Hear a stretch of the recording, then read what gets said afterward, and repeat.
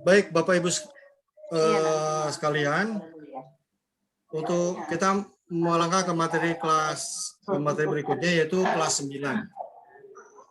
Saya sampaikan dulu ya, kriteria kelulusan kelas 9 itu ada 3. 1, menyelesaikan pembelajaran dibuktikan dengan rapot.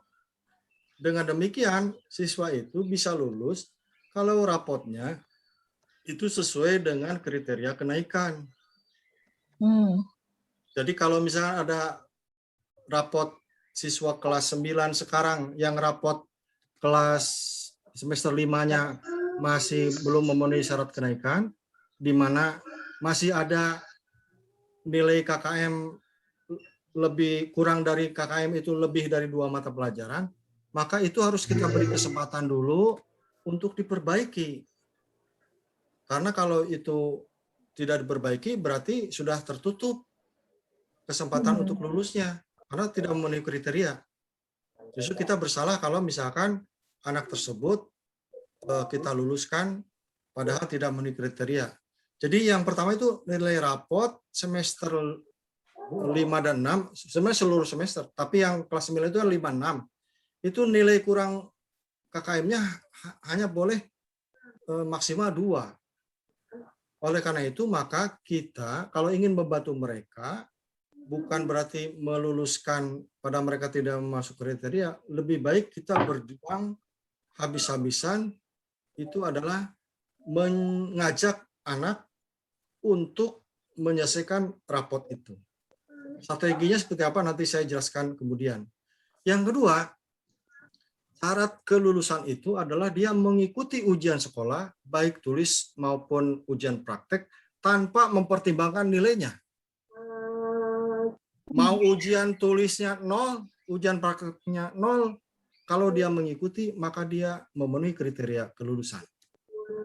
Gitu. Jadi itu syaratnya itu bukan ujian sekolah baik, bukan, tetapi mengikuti.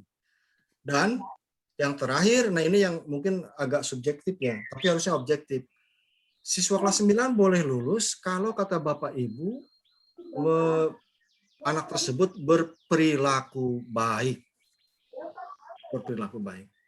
Nah, kita suka membantu anak-anak itu, ya anggaplah semuanya perilakunya baik gitu. Dibuktikan dengan apa? Surat keterangan kelakuan baik. Gitu. Padahal itu sebenarnya upaya kita membantu mereka. Oleh karena itu, yang kelihatan sekali bahwa anak itu memenuhi kriteria kelulusan atau tidak, itu dari nilai rapot dan mengikuti ujian. Jadi nanti kita memotivasi ke orang tua, ke anak itu, yang penting ngikut saja gitu ya. Sekarang itu. Memperdulikan hasilnya. Nah, sekarang bagaimana langkah-langkah untuk penyelesaian itu? Maka saya ingin sekolah berkirim surat secara resmi. Sekolah berkirim surat secara resmi kepada orang tua tentang permasalahan anak-anaknya dalam memenuhi kriteria itu. Jadi nanti suratnya berbeda. Misalkan Bu Yuanita ya, kelas 9A, ada 2 anak, misalnya si Amanda tidak memenuhi kriteria kelulusan karena nilai rapot semester 1-nya begini. Untuk rapot semester 2 belum ikut tes dan lain-lain. Kemudian untuk kelas untuk ujian sekolah belum mengikuti ujian ini. Jadi suratnya seperti itu. Kemudian di lembaran kedua diberikan surat pernyataan. Pernyataannya ada 2. Maksudnya ada 2 lembar pernyataan. Surat pernyataan pertama bahwa menyatakan akan menyelesaikan apa yang tagihan di surat dan siap menerima resikonya kalau tidak selesai pada waktunya. Nah, kelas 9 itu saya rencananya sampai akhir April diberi waktunya. Mei sudah ada tidak waktu lagi. Dan yang kedua, surat pernyataan pengunduran diri karena tidak sanggup memenuhi itu dan mengundurkan diri.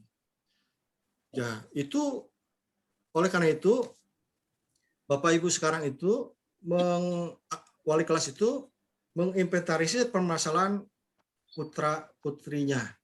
Si A itu masalahnya ini, maka dalam suratnya seperti itu. Jadi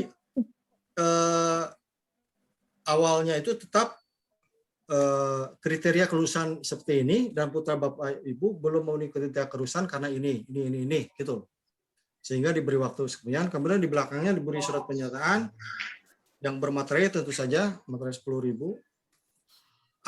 Orang tua itu disuruh memilih dua, mau yang atas, yang pernyataan pertama akan berusaha untuk memenuhi itu tapi ada pernyataan menerima resiko tidak lulus atau tidak lulus, karena kita kelas 9 dulu ya, tidak lulus jika tidak mampu menyelesaikan itu.